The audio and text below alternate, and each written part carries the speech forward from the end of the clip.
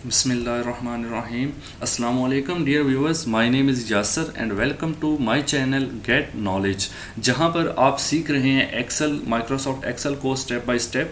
तो आज की हमारी जो चौथी क्लास है इसके अंदर हम बेसिक टेक्स्ट राइटिंग से रिलेटेड कुछ चीज़ों को डिस्कस करेंगे। स्टूडेंट्स, क्योंकि मैं ये कोर्स बेसिक से स्टार्ट किया है ताकि छोटे छोटे स्टेप भी मैं इसमें इंशाल्लाह डिस्कस करूं, ताकि जो बिल्कुल बंदे न्यू हैं जिनको पता ही नहीं एक्सेल के बारे में, तो वो भी इसको आसानी से सीख सकें। इसके बाद हम इंशाल्लाह एडवांस की तरफ जाएंगे, प्रैक्टिकल वर्क करेंगे, प्रैक्टिकल फार्मूलाज अप्लाई करेंगे ताकि हमारा एडवांस लेवल भी क्लियर हो। तो चलिए स्टार्ट करते हैं आज की क्लास को। सबसे पहले मैंने आपको पिछले लेक्चर्स में तो ये बता दिया था कि सेल को कैसे बड़ा छोटा करना है, रो को कैसे बड़ा छोटा, इंसर्ट डिलीट कैसे करना है। अगर आपने पिछले लेक्चर नहीं देखे, काइंडली इस वीडियो की डिस्क्रिप्शन में माइक्रोसॉफ्ट एक्सेल का लिंक मौजूद है लेक्चर्स का, उसको क्लिक करके आप पिछले लेक्चर भी देख सकते हैं। और वीडियो अच्छी लगे तो प्लीज़ लाइक बटन जो है ज़रूर प्रेस किया करें ताकि हमारी भी हौसला अफजाई होती है। तो चलिए आज मैं यहाँ पर थोड़ा सा टेक्स्ट कुछ इंसर्ट करता हूँ। जैसे मैं लिखता हूँ फॉर एग्जांपल गेट नॉलेज लिखता हूँ, ठीक है, गेट KNOWLEDGE गेट नॉलेज। अब आपको ये गौर करना है कि जो मैंने गेट नॉलेज लिखा है, अगर मैं देखूँ गौर से तो ये मैं इसको थोड़ा जूम करके आपको दिखा दूँ, आप गौर से देखें तो ये जो है इस सेल में लिखा है लेकिन ये अगले सेल में भी जा रहा है, ठीक है। तो क्या है इसमें, क्या है कि जब आपकी राइटिंग थोड़ी सी ज़्यादा हो जाती है वो अगले सेल में चली जाती है। अब इसको इसके बिल्कुल एडजस्ट करने के दो तरीके हैं। एक तो ये है कि आपको ये जो लाइन नज़र आ रही है ये वाली, ये जिस पे मैंने जब कर्सर को रखा तो मेरा कर्सर 4 एरोज की शक्ल में बन गया, यानी एक चौक सा बन गया है। आप इसको जस्ट माउस की मदद से क्लिक करेंगे, लेफ्ट क्लिक करेंगे, क्लिक करके रखना है और माउस को थोड़ा सा आपने इधर ड्रैग करना है और यहाँ पर ला के इसको छोड़ दें जितना ये आप चाहते हैं। जैसे मैं छोड़ूंगा आप देखेंगे वो इसके अंदर एडजस्ट हो जाता है, ठीक है। अब इसको मैं अंडू कर देता हूँ यहाँ से, Ctrl+Z इसका शॉर्टकट भी है। तो अंडू करने के बाद वो देखें रिवर्स प्रोसेस हो गया। अंडू और रीडो को जो है मैं वो भी डिफाइन कर चुका हूँ आई थिंक पिछली क्लासेस के अंदर।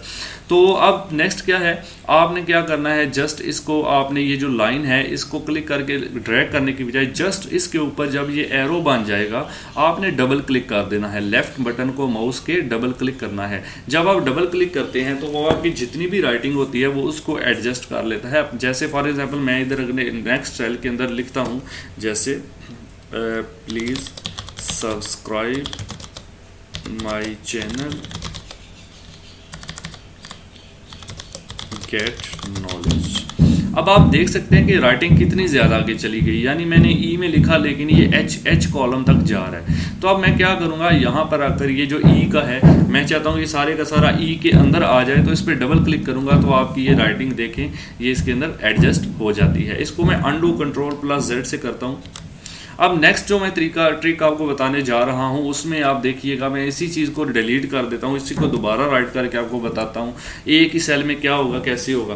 तो यहाँ पे मैं लिखूँगा प्लीज़, अब देखिए सब्सक्राइब में जब लिखता हूँ CRIB तो ये आगे चला जाता है। तो इसके लिए मुझे क्या करना पड़ेगा, प्लीज़ लिखने के बाद मैं Alt बटन दबा के रखूँगा अपने कीबोर्ड से और एंटर प्रेस करूँगा, Alt+Enter, ठीक है।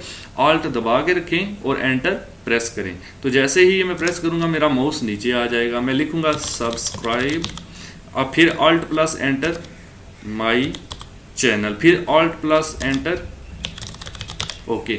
अब मैं जस्ट एंटर, जब मैंने लिखना ख़त्म कर देना है तो जस्ट एंटर प्रेस कर दूंगा ऑल्ट के बगैर। तो एंटर प्रेस करते हैं तो आप देखेंगे कि ये एक ही सेल के अंदर उसने एडजस्ट कर दिया है इसको, ठीक है जी। अब इसी चीज़ को मैं दोबारा अंडू करता हूँ और ये मैंने पहले लिखा था। अब मैं चाहता हूं कि मैंने इस तरह लिख लिया है, मुझे मिटाकर Alt+Enter करके ना लिखना पड़े, तो इसको मैं कैसे उसके अंदर फॉर्म के अंदर लेके आऊँगा। तो उसके लिए आपने करना ये है भाई, आपने जस्ट इसके अंदर कर्सर रखना है। कर्सर रखने के बाद आपने यहाँ पर टेक्स्ट रैप का ऑप्शन आपको मिलता है, टेक्स्ट रैप के ऑप्शन पर आपने क्लिक कर देना है। जैसे इस पे क्लिक करेंगे आप देखेंगे कि वो आपका जो है वो रैप करके एक ही सेल के अंदर उसकी विड्थ और हाइट एडजस्ट करके उसके अंदर लिख देगा, ठीक है। तो टेक्स्ट रैप ऑप्शन यूज़ करके भी आप इसको कर सकते हैं। चलिए अब बेसिक जो है टेक्स्ट की एडिटिंग के बारे में बात कर लेते हैं, फॉर्मेटिंग के बारे में।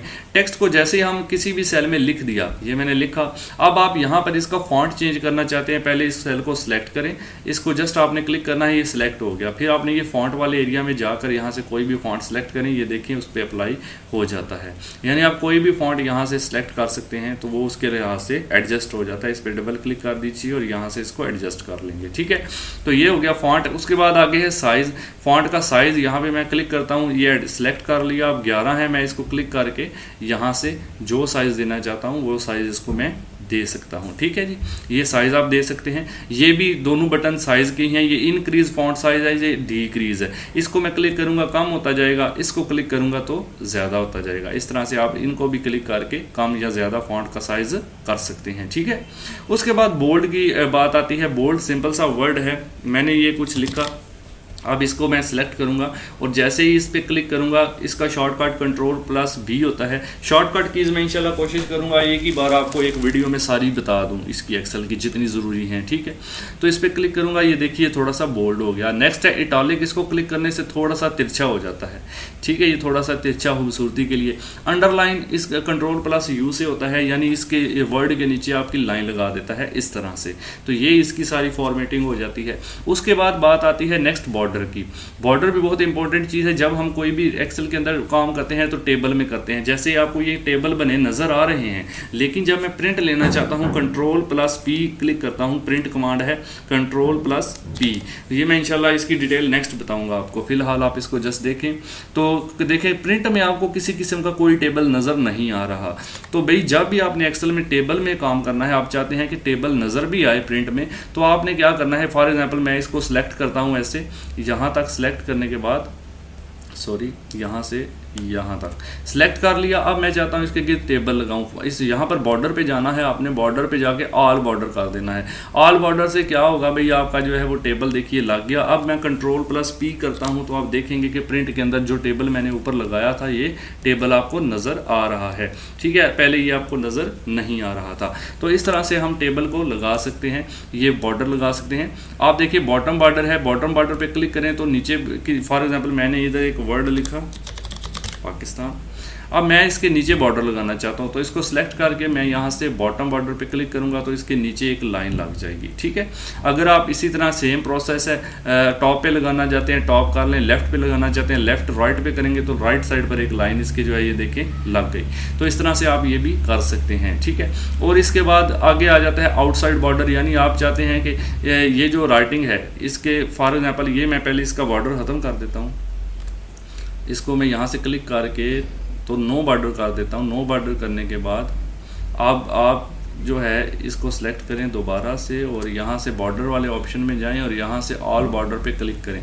सॉरी ऑल बॉर्डर पे नहीं, आउटसाइड बॉर्डर। आउटसाइड बॉर्डर दो तरह का होता है, एक थिक बॉक्स बॉर्डर है, एक आउटसाइड। आउटसाइड बॉर्डर का मतलब है ये हल्की लाइन में चारों तरफ लाइन लगाएगा। और थिक पे क्लिक करते हैं तो ये आप देखेंगे कि मोटी लाइन जो है वो लगाएगा चारों साइड के ऊपर इसको, ठीक है। जैसे ही थिक पे क्लिक किया आप देखेंगे ये चारों साइड पे इसने अंदर वाला नहीं बॉर्डर लगाया, सिर्फ आउटसाइड पे लगा दिया है इस तरह से। तो आप ये आउटसाइड बॉर्डर की कमांड यूज़ कर सकते हैं। इसी तरह बॉटम डबल बॉर्डर लगा सकते हैं, यानी बॉटम पर मैंने ये सिंगल लगाई, आप इसको सिलेक्ट करें। आप डबल लगाना चाहते हैं तो मैं इसको जूम करके भी दिखा दूँ आपको।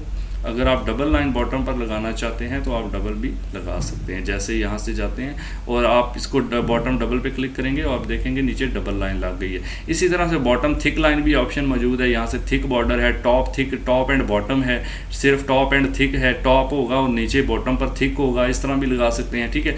Top and double bottom border है, यानी ऊपर एक होगा नीचे दो होंगे। आप इसको क्लिक करेंगे तो यहाँ पर आपको ये प्रैक्टिकली नजर आएगा। तो आप ये सारे ऑप्शन यूज़ कर सकते हैं, ठीक है। आगे रेज बॉर्डर है, रेज बॉर्डर करना, लाइन कलर देखें, जो आपने नीचे लाइन लगाई है उसका कलर आप बदलना चाहते हैं तो ये लाइन कलर का ऑप्शन है। यहाँ से जाके फॉर एग्जांपल मैंने येलो कर दिया तो आप देखिए नीचे वाली जो लाइन थी मेरी वो येलो हो चुकी है। इस तरह से ड्रॉ का ऑप्शन भी इसके अंदर मौजूद है, आप बॉर्डर ड्रॉ भी कर सकते हैं। ड्रॉ बॉर्डर को लेके पेंसिल आ जाती है, पेंसिल को फिर आप माउस से, यानी फॉर एग्जांपल यहाँ से मैं इसको माउस से ये देखिए जिस पे भी मैंने क्लिक किया उस लाइन पे बॉर्डर लग गया। पहले कलर कोई और ले लेते हैं, कलर इसका जो है वो येलो कुछ खास नहीं है, रेड कलर ले लेते हैं जी। अब देखिए मैंने ड्रॉ करना है यहाँ पर, तो मैं पेंसिल से ये देखें यहाँ से इसको क्लिक करूँगा, इसको क्लिक करूँगा, जिस भी लाइन को आप क्लिक करेंगे इस तरह से उसके गिर्द आप इस एक बॉर्डर जो है वो उस कलर में ड्रॉ कर पाएंगे, ठीक है। तो ड्रॉ बॉर्डर से आप कर सकते हैं। ड्रॉ बॉर्डर ग्रिड को भी क्लिक करके आप इस तरह कर सकते हैं। जैसे इसको क्लिक करेंगे ड्रॉ बॉर्डर ग्रिड की शक्ल में है, ये उस तरह गई, ठीक है। ये आपको ड्रॉ होता हुआ नज़र आएगा। तो ये सारे ऑप्शन बॉर्डर के भैया आपने देख लेने हैं, ठीक है। लाइन स्टाइल भी है आगे, यानी लाइन जो नीचे लगाई जाती है वो डॉटेड होनी चाहिए, या वो डबल होनी चाहिए, या मोटी होनी चाहिए, या इस तरह के लॉन्ग डॉट होनी चाहिए, या मुसलसल होनी चाहिए, ये आप यहाँ से सिलेक्ट कर सकते हैं, ठीक है। रेज बॉर्डर यहाँ से होगा। तो ये सारे बॉर्डर के ऑप्शन हैं। उसके बाद आ जाता है आपके पास शेड का ऑप्शन, फिल का ऑप्शन। किसी भी सेल के अंदर ये सारे सेल होते हैं, ये जिसको भी मैं क्लिक करूँ, इस सेल को मैं फिल करना चाहता हूँ, फॉर एग्जांपल गेट नॉलेज वाले को, इसको सेलेक्ट करके आपने जस्ट इस पे जाना है, फिल पे कोई भी कलर सेलेक्ट करें, वो आप देखेंगे कि उसके अंदर फिलअप हो जाएगा। इस तरह से कोई भी सेल सेलेक्ट करें, ये सेल मैंने सेलेक्ट किया, इसको मैं यहाँ से फिल पे जाके यहाँ से इसको फिल कर दूंगा, ठीक है। तो इस तरह से हम एक्सेल के अंदर कोई भी सेल को फिल कर सकते हैं, टेबल बनाकर भी फिलिंग का काम कर सकते हैं आसानी से। पाकिस्तान वाला सेल आप फिल करते हैं, इसको सिलेक्ट करें और इसको फिल कर दें किसी भी कलर से। और नीचे नो फिल का ऑप्शन है, जब आप नो फिल करते हैं तो जो फिल किया होता है, जैसे इसको फिल ख़त्म करना है, इसको सिलेक्ट करना है पहले, फिर आपने यहाँ से जाना है इस एरो पर और इसको नो फिल कर देना है, ये देखिए, ठीक है। तो ये हो गया फिल का ऑप्शन। उसके बाद मोर कलर में मजीद कलर आपको मिलेंगे। तो नेक्स्ट है हमारा टेक्स्ट का जो फॉन्ट है, फॉन्ट का कलर, यानी ये पाकिस्तान है, इसका कलर चेंज करना है। मैं इसको पहले सिलेक्ट करूंगा, सिलेक्ट करना ज़रूरी है। सिलेक्ट करने के बाद आप यहाँ से आगे कोई भी कलर दें, आप देखेंगे कि वो उसको कलर अप्लाई हो जाता है। अब दूसरी बात, ये मैं जो जिसको मैंने सेल को जो मैंने फिल किया हुआ है, इसका ब्लैक कलर है, फॉन्ट का कलर ब्लैक है। इसका फॉन्ट कलर मैं यहाँ से चाहूँ तो कोई और कर सकता हूँ, ये देखिए रेड कर दिया। यानी आपको यहाँ से पता चल गया कि ये फिल कलर सिर्फ शीट का सेल फिल करता है, टेक्स्ट को कलर नहीं करता। जो टेक्स्ट को कलर करना है वो फॉन्ट कलर के ऑप्शन से आप जाके यहाँ से कर पाएंगे, ठीक है जी। कोई भी कलर ले लीजिए और यहाँ से आप फॉन्ट कलर, इसका कलर चेंज करना है, इसको सिलेक्ट करके यहाँ से फॉन्ट का कलर आप यहाँ से कोई भी सिलेक्ट कर सकते हैं, ठीक है। उसके बाद मैं आपको एक चीज़ अगले थोड़ी सी बता दूं और मज़ीद, जैसे कि ये राइटिंग है। अब आप देखिए इसको जो है, मैं यहाँ पे ऑप्शन है आपके पास, ये है टॉप अलाइनमेंट का ऑप्शन। इसके लिए मैं सेल को थोड़ा सा इसकी विड्थ भी बढ़ा लेता हूँ। अभी मेरा सेल जो है वो बॉटम पर लेफ़्ट साइड पर है, बॉटम पर लेफ़्ट साइड पर, लेकिन मैं इसको जो है वो करना चाहता हूँ। ये देखिए, ये वाले को आप चेक करें, ये वाला मैं डिलीट कर देता हूँ फ़िलहाल, ताकि आपको कन्फ्यूजन ना हो।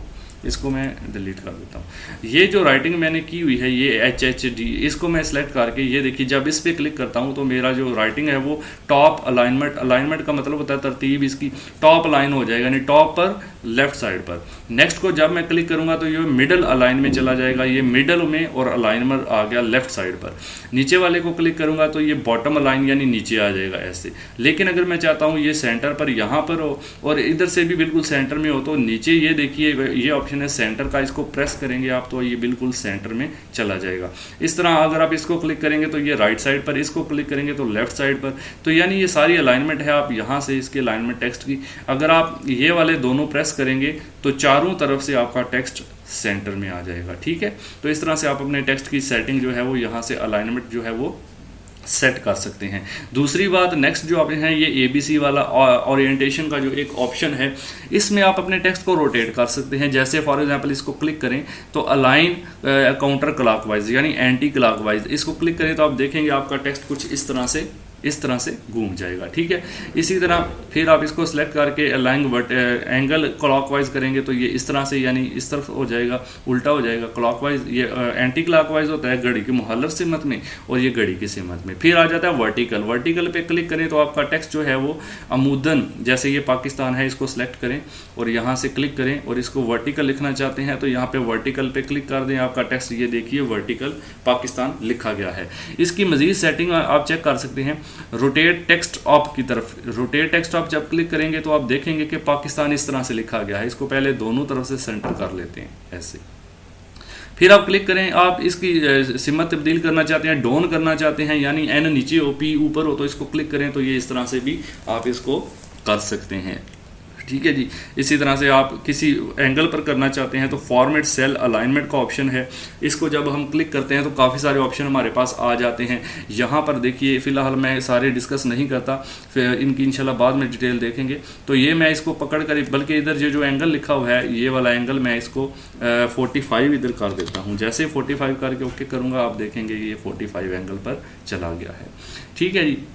तो ये इंक्रीज और डिक्रीज दो ऑप्शन रहेगा। इंक्रीज इंडेंट आगे मूव करता है, डिक्रीज पीछे मूव करता है, ये थोड़ा सा वर्ड में भी आप कर चुके हैं, ठीक है। इसकी सेटिंग में इंशाल्लाह आगे देख लेंगे।